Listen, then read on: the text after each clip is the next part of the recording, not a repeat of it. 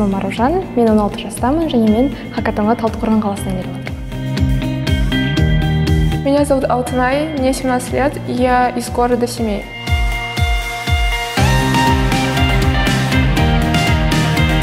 Қорықпай барлық мүмкіншіліктерді қолдануға тырысу керек. Яғни, мысалы, Hackathonға қатысқысы келіп тұр, бірақ мысалы, кодтауды білмейді, иә.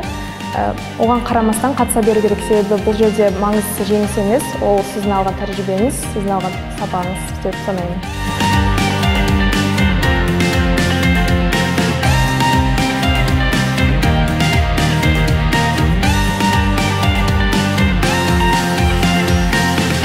It's been really inspiring and such a privilege to be with the girls today and to see them thrive and grow and to see what the project was from the beginning to what it is today.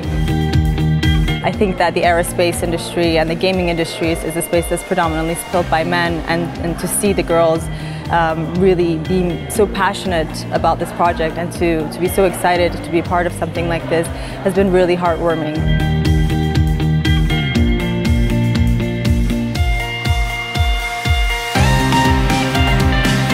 Мне огромную радость приносит новые знакомства, которые я создала во время данного хакатона. Ведь я встретила такое огромное количество талантливых и умных девушек, что восхищает меня. Я надеюсь, что я также продолжу работать с ними и буду развивать проект, который я создала во время данного хакатона.